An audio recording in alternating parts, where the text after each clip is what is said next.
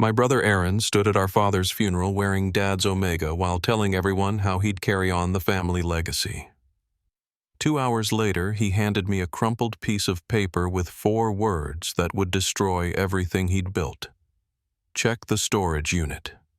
He had no idea Dad left me something worth more than the entire $70 million trucking empire he'd just stolen. The funeral home was packed that Tuesday morning.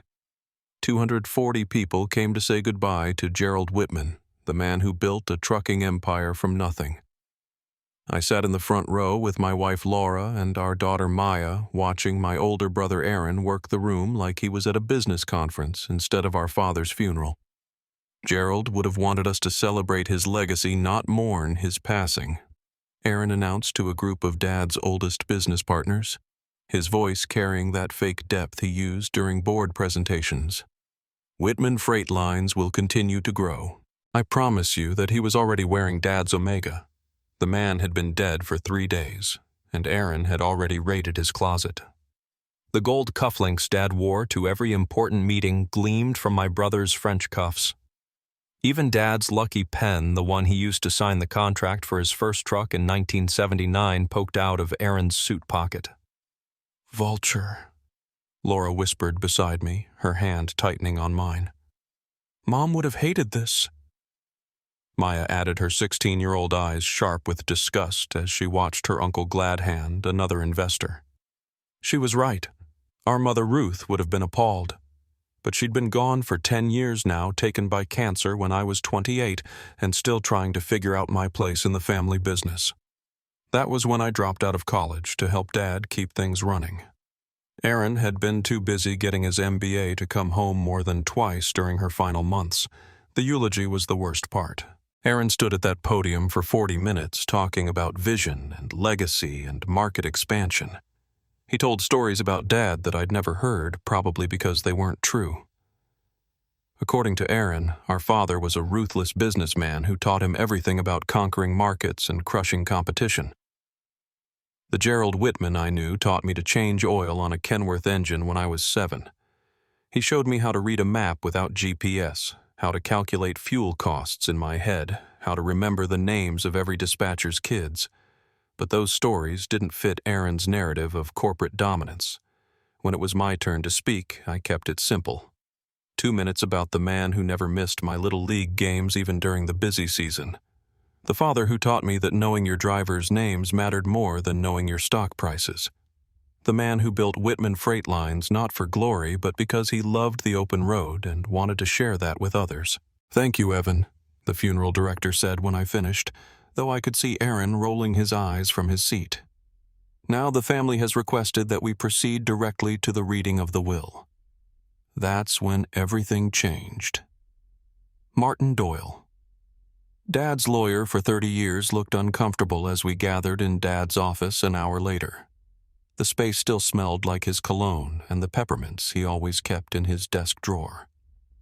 Through the window, I could see our truck yard. 220 vehicles that had carried everything from furniture to medical supplies across 10 states. "This is highly unusual." Martin began adjusting his glasses nervously. Gerald insisted the will be read immediately after the funeral service. "Just get on with it," Aaron said, already sitting in Dad's chair behind the massive oak desk. "We all know what it says." Martin cleared his throat and began reading.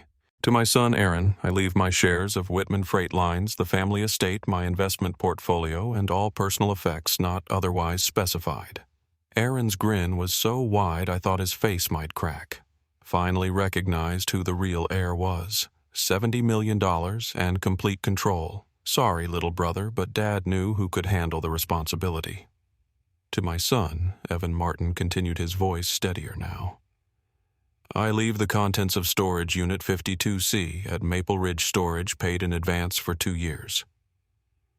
The silence that followed was deafening. Then Aaron started laughing, a harsh, cruel sound that echoed off the office walls. "A storage unit, 20 years of loyalty, and you get Dad's old junk. What's in there? His college yearbooks?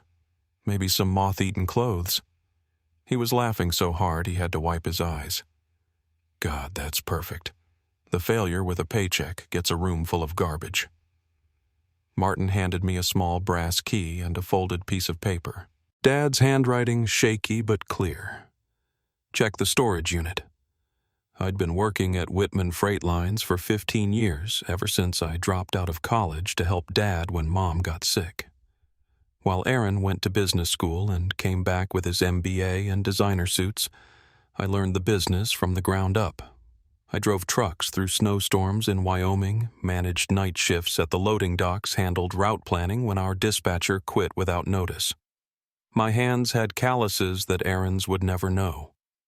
You know what your problem is, Evan Aaron would say during our Monday meetings loud enough for the entire management team to hear. You think small. That's why Dad keeps you in operations while I handle the real business. The conference room would go quiet whenever he started. 20 executives pretending to study their reports while my brother publicly humiliated me. Dad would sit at the head of the table signing whatever Aaron put in front of him, never saying a word in my defense. Our company moved everything from furniture to medical supplies across 10 states. Dad built it from one truck in 1979 to a fleet of 220. Every driver knew me by name because I'd ridden with them, eaten at the same truck stops, helped them through breakdowns on lonely highways. Every dispatcher had my personal cell because I answered at 300 in the morning when a driver was stuck or a shipment was late. But to Aaron, I was just the failure with a paycheck. That phrase started 5 years ago when I suggested we invest in newer safety equipment for the fleet. Aaron had laughed during the board meeting, turning to our CFO and saying, "This is why I handle finances while my brother plays with his trucks. He wants to waste money on unnecessary upgrades." What's next? Evan massaged chairs in the cabs. It's about keeping our drivers safe, I'd responded. It's about profit margins, something the failure with a paycheck wouldn't understand. The name stuck. He used it in emails, in casual conversation, sometimes even in front of clients. The worst part was that everyone knew Dad heard it, and his silence felt like agreement. Our last family dinner before Dad's heart attack was at the old house, the one where Aaron and I grew up. Laura had made her famous pot roast, the one Dad always requested for his birthday. Maya was telling her grandfather about her science fair project on renewable energy when Aaron interrupted. "Speaking of energy, Dad, we need to discuss the expansion into automated trucking. The future is driverless vehicles." "What about our current drivers?" I asked. "Some of them have been with us for 20 years. "Dinosaurs," Aaron said, reaching for the wine. "Just like this obsession with personal relationships, Evan doesn't understand expansion. He wants to keep playing with his trucks while I'm building an empire." Laura's knuckles were white as she gripped her fork. She knew how many 16-hour days I'd worked, how many holidays I'd missed to keep operations running smoothly while Aaron attended conferences in Phoenix and Dallas. "But Daddy knows every driver's kid's name Maya," spoke up, her voice brave but small. "Uncle Aaron doesn't even know his assistant's last name." Aaron's face darkened. "That's because I don't waste time on meaningless details. Leaders focus on the big picture, not whether Tommy the trucker's kid made honor roll." "Her name is Bennett," I said quietly, "and her daughter Lily just got a full scholarship to nursing school." "Case in point." Aaron smirked. "You're so busy playing friends with the help that you can't see the company's real potential." Dad finally spoke, but not to defend me. "Aaron's right about expansion. We need to think bigger." Those words hit harder than any of Aaron's insults. Laura found me later that night, sitting on the porch steps of my childhood home, staring at the stars. Mom and I used to count when I couldn't sleep. "Why do you let them treat you this way?" she asked, sitting beside me. "Because someone has to actually run the company while Aaron plays CEO. The drivers need me. The routes need managing. If I leave, who ensures the medical supplies get to rural hospitals on time? Who makes sure our drivers get home for their kids' birthdays? But what about your birthdays? What about Maya's soccer games? You miss because Aaron schedules emergency meetings." I didn't have an answer. The truth was, I'd been asking myself the same question for years. Why did I stay? Why did I accept being called a failure when I knew the company's operations inside and out? Maybe because somewhere deep down I kept hoping Dad would finally see me, really see me. Not the college dropout or Aaron's little brother, but the son who'd given everything to keep his dream alive. 3 days after Dad's heart attack, he was gone. The funeral was packed with drivers, customers, competitors. Everyone who'd known Gerald Whitman came to pay their respects. Men who'd driven millions of miles for our company stood in their best suits, tears running down weathered faces. Aaron gave a 40-minute eulogy about legacy and vision wearing Dad's watch and his gold cufflinks like trophies of war. I spoke for 2 minutes about the man who taught me to change oil at age 7. The will reading happened that same afternoon in Dad's office, the one with the view of the entire truck yard. Through the floor-to-ceiling windows, I could see drivers preparing for their routes, the diesel engines humming their familiar rhythm. Martin Doyle looked uncomfortable as he adjusted his reading glasses, the legal documents trembling slightly in his hands. To my son Aaron, I leave my shares of Whitman Freight Lines, the family estate, my investment portfolio, and all personal effects not otherwise specified. Aaron didn't even try to hide his smile, finally recognized who the real heir was. Martin Doyle continued, his voice growing quieter. To my son, Evan, I leave the contents of Storage Unit 52C at Maple Ridge Storage paid in advance for 2 years. A storage unit. Aaron laughed so hard he nearly choked on his own saliva. 20 years of loyalty, and you get Dad's old junk. What's in there? His college yearbooks. Martin handed me a small key and a piece of paper with Dad's shaky handwriting, probably written from his hospital bed. Check the storage unit. He'll need you to clear out your office by Friday, Aaron said, already settling into Dad's chair like he'd been waiting for this moment his entire life. I'm promoting Darren to operations director. We need someone with vision, not someone who wastes time memorizing truck drivers' birthdays. Darren doesn't know the difference between a reefer unit and a flatbed, I said. He knows how to read a profit margin. That's all that matters. Aaron was already pulling files from Dad's desk, tossing aside photos of our family like they were trash. Oh, and Evan, your company credit cards are canceled effective immediately. Can't have former employees accessing company funds. Former employees. I'm not fired. I'm your brother. You're the failure with the paycheck, and now you don't even have that. Consider this your opportunity to finally grow up and find your own way. Laura was furious on the drive home. Her face was flushed red, and she gripped the dashboard like she wanted to tear it apart. 20 years, Evan. You gave him 20 years of your life. You missed Maya's recital, our anniversaries, your own birthdays, all for that company. Maybe there's something Dad wanted me to have, I said, though the word sounded hollow even to me. Your brother just stole $70 million from you and the house you grew up in. The house where your mother taught you to ride a bike. She was right. The 2-story colonial where Mom had planted roses, where Dad had built us a tree house, where I'd carved my initials in the basement wall, it all belonged to Aaron now. Even Mom's piano, the one she played every Sunday morning, was his to sell or trash as he pleased. That night I couldn't sleep. I kept thinking about all those times Dad watched Aaron humiliate me. All those moments he could have spoken up, but didn't. The board meetings where Aaron called me worthless. The family dinners where he mocked my dedication to our drivers. The public events where he introduced Aaron as my successor and me as my other son. Why would he leave me anything at all? Why not just write me out completely? I found myself in Maya's room at midnight watching her sleep. She had school in the morning, her junior year of high school, and I wondered how I'd pay for her college now. Aaron had made sure I had no severance, no pension, nothing. Can't sleep? Laura whispered from the doorway. I keep thinking about what Dad used to say. Everything happens for a reason, Evan. Sometimes you just can't see the reason yet. Your father said a lot of things, like when he promised you'd be partners with Aaron someday. Maybe the storage unit has family photos or something Mom wanted me to have. Laura walked over and took my hand. Whatever's in there, we'll face it together.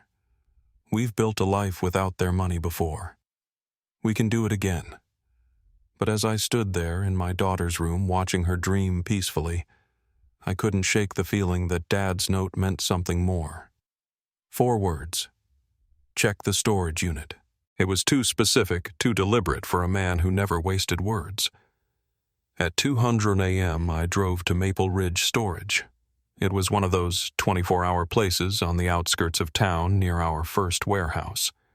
The security guard nodded as I passed, probably used to people dealing with their grief in the middle of the night.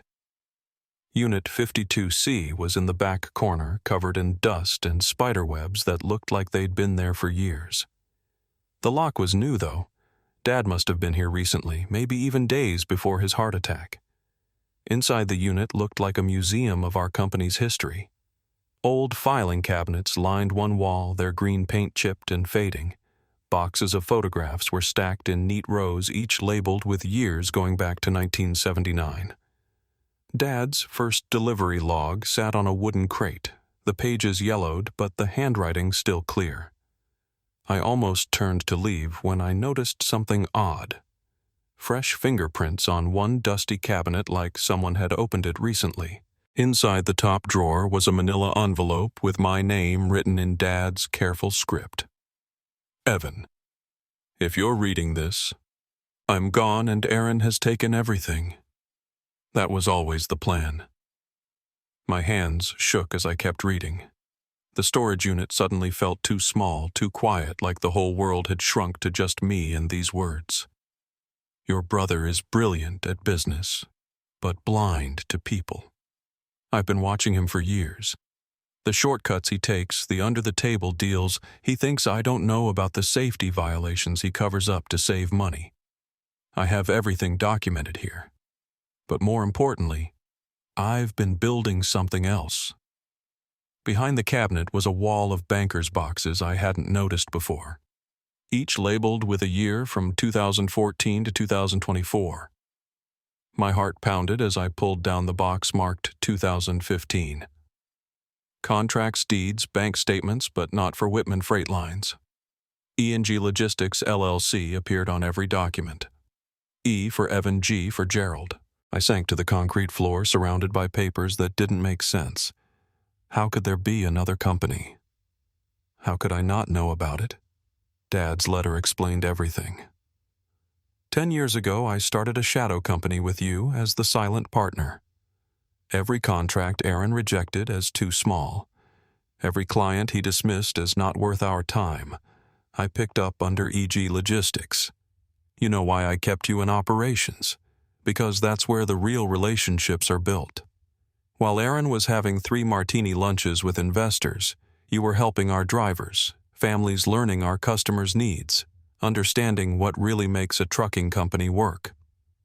I opened box after box, each one revealing another piece of the puzzle. Contracts with small medical suppliers who needed reliable delivery to rural hospitals. Agreements with local manufacturers Aaron had called mom and pop worthless. Routes serving communities that weren't profitable enough for my brother's spreadsheets, but were lifelines for the people living there. Remember Bennett's daughter Lily, the one who just got into nursing school? EG Logistics paid for her application fees. Remember when Ramirez's wife needed cancer treatment? EG Logistics made sure he had a route that got him home every night. Every driver Aaron pushed out. Every good person your brother's policies hurt, they found a home with us. The 2020 box contained employee records. I recognized name after name. Drivers who'd supposedly quit, dispatchers who'd found better opportunities, mechanics who'd retired early. They were all working for EG Logistics. I let Aaron think they were leaving because they were weak. He never questioned it because it fit his narrative that only the ruthless survive. Meanwhile, I was building you an army of the most loyal employees in the industry. The 2023 box held property deeds warehouses in 6 states, all strategically located near Whitman facilities. Truck purchases, all late-model vehicles with the safety equipment I'd begged Aaron to buy. Maintenance facilities with state-of-the-art equipment. Every time Aaron bragged about cutting costs, I invested that money in EG Logistics. Every bonus he denied to drivers, I matched it from EG's accounts. You've been signing documents for me as operations director of Whitman, but I've also been filing paperwork with you as president of EG Logistics. It's all legal, all documented, all waiting for you. The final box labeled 2024 was different. It contained just 3 items: a financial statement, a business card, and a set of keys. The financial statement showed EG Logistics was worth $95 million. The business card read, Caleb Doyle, Acting CEO, EG Logistics, with an address 5 blocks away. The keys had a note attached. Your office is waiting. My phone buzzed. A text from Martin Doyle. Your father said you'd come tonight. Caleb is waiting at the EG warehouse on Maple Ridge. Your drivers want to meet their real boss. The warehouse was 5 blocks away, a massive modern facility that dwarfed anything Whitman Freight Lines owned. As I pulled up, I saw familiar faces everywhere. Dozens of drivers and dispatchers who'd quit over the years stood in the loading bay, their faces lit by industrial lights. Ramirez, who Aaron fired for taking 3 days off when his son was born. Kelly, who left after Aaron called her too emotional for management. Bennett, whose daughter Lily was heading to nursing school. About time, boss. Ramirez grinned, stepping forward to shake my hand. We've been waiting for you. Caleb Doyle Martin's son emerged from the group. He was younger than me, maybe 30, with the same careful precision as his father. Your father hired me 5 years ago to run daily operations while we waited for this moment. He said you'd come tonight right after finding the storage unit. How many people know about this? I asked, still trying to process the sight of 60 employees I thought were gone forever. Everyone here. Your father handpicked each person. Every time Aaron drove out someone with integrity, your father recruited them for EG. Caleb handed me a thick folder. Your father's final acquisition. Closed yesterday, 2 days before he died. Inside were purchase agreements for 3 of Whitman Freight's biggest competitors: Summit Transport, Oak Harbor Shipping, and Pioneer Freight Systems. The combined value was staggering. He bought our competition. You bought them, Caleb corrected. Your signature is on everything. Perfectly legal. Your father set it up through holding companies years ago. The moment Aaron took over Whitman, these 3 companies would suddenly merge under EG Logistics. My phone rang. Aaron's name flashed on the screen. What did you do? He screamed before I could even say hello. 61. Drivers just quit. They walked off their routes mid-shift. Windsor Foods, Harbor. Medical, even Crescent Manufacturing. They're all canceling contracts. I didn't do anything I said, watching Ramirez coordinate with our dispatchers on brand new tablets. You did this to yourself. You're nobody. You're the failure with a paycheck. You can't do this to me. Actually, I haven't taken a paycheck from Whitman in 2 years. Dad moved me to EG's payroll in 2022. You never noticed because you never actually looked at the operational budgets, just the bottom line. The line went silent for a moment. Then Aaron's voice came back. Lower, more dangerous. I'll sue you. I'll take everything. With what grounds? Every contract that's leaving signed termination clauses you approved. Remember when you insisted on 30-day exit options to give us flexibility? That works both ways. Bennett walked over and handed me keys to a truck. Not a Whitman truck, but an EG Logistics one. Brand new state-of-the-art with safety first emblazed on the side along with our logo. 2 interlocked wheels forming an infinity symbol. Your father designed that himself, she said. Said transportation isn't about moving things. It's about connecting lives, and that never ends. Behind her, the warehouse bustled with activity. Drivers were conducting safety checks on vehicles that had every upgrade I'd ever recommended. Dispatchers worked at ergonomic stations with the latest routing software. The break room I could see through the glass windows wasn't a cramped corner with vending machines, but a full kitchen with a chef preparing hot meals. "This is what I wanted Whitman to be," I said quietly. "This is what it should have been," Kelly said, joining us. "Your father knew Aaron would destroy everything eventually, so he built something better. Something Aaron couldn't touch because he'd never think to look for it." Caleb pulled out another document. "There's more. Every major client who left Whitman tonight received proposals from EG Logistics weeks ago contingent on a specific triggering event. Aaron taking full control. Your father knew your brother's first moves would be cutting driver benefits and raising prices. Our proposals undercut Whitman by 12% while offering better service. He planned all of this for 5 years. He said Aaron needed to inherit the kingdom to learn it was built on sand. You needed to inherit the foundation to build something real." My phone buzzed with texts from Aaron, each one more frantic than the last. Major clients defecting, drivers abandoning trucks at rest stops, the insurance company threatening to cancel coverage due to safety violations they'd suddenly discovered. Violations Dad had documented but never reported. "Your father's final instruction," Caleb said, handing me an envelope marked "Open" after Aaron calls 5 times. Inside was a single line. "Now he's ready to learn. Offer him a job. Entry level. Second chances matter." I looked around the warehouse at the family we'd built the company that existed because we'd refused to abandon our values. Dad hadn't abandoned me. He'd been preparing me for this moment all along. 8 months later, Whitman Freight Lines filed for bankruptcy. Aaron had over-leveraged everything, assuming the contracts would never leave. Without the drivers who actually knew the routes, without the relationships I'd spent 15 years building, he had nothing but trucks and debt. The bank foreclosed on the family estate. The investors pulled out. Even the Omega he'd taken from Dad's wrist ended up in a pawn shop window downtown. He showed up at my office on a Tuesday morning. Not the cramped operations office at Whitman, but my real office at EG Logistics headquarters, a converted warehouse that hummed with purpose and pride. He looked older than his 42 years, his expensive suit replaced with khakis and a polo shirt, his confident swagger reduced to hesitant steps. "You planned this," he said, slumping into the chair across from my desk. "Dad planned this.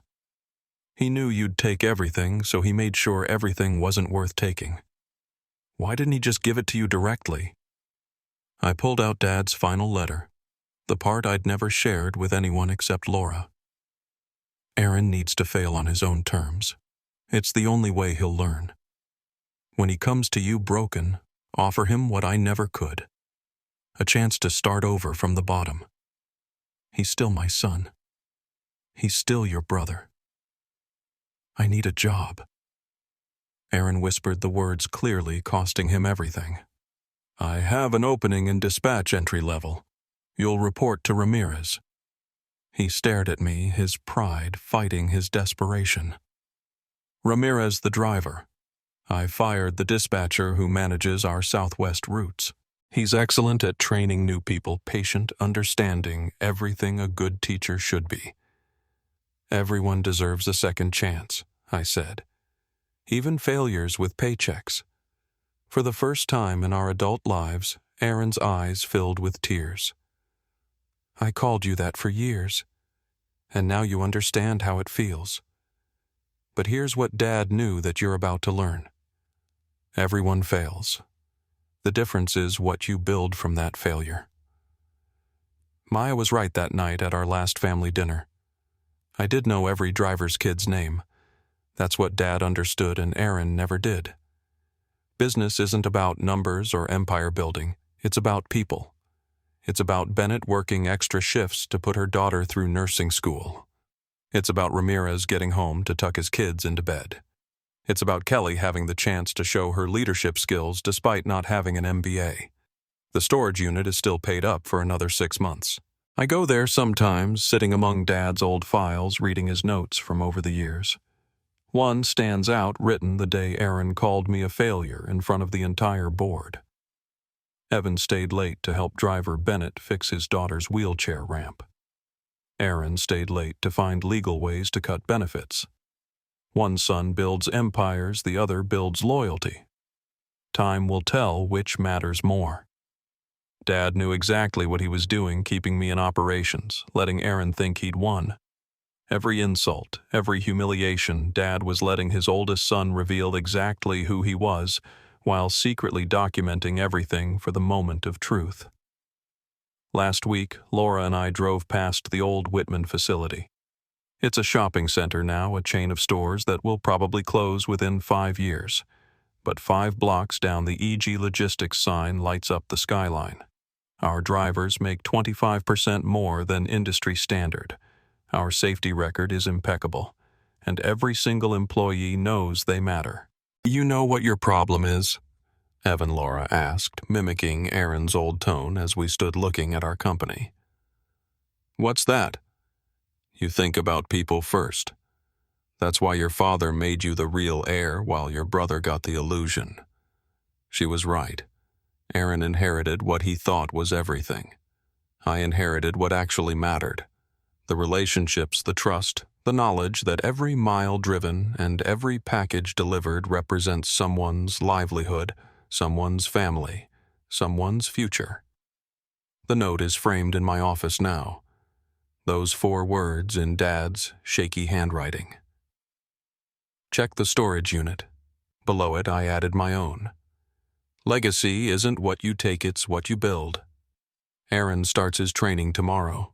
Ramirez says he's been studying route maps all week, actually asking questions about the drivers' families. Maybe there's hope for him yet. Dad believed there was. And if I've learned anything from this journey, it's that Gerald Whitman was usually right about the things that mattered. Sometimes the biggest gifts come in the smallest packages. Sometimes what looks like nothing is actually everything. And sometimes you have to lose what you thought you wanted to find what you actually need. If you enjoyed this story, please give it a thumbs up and share it with someone who needs to hear that success isn't always what it seems. Comment below with your own experiences of unexpected blessings or family business dynamics.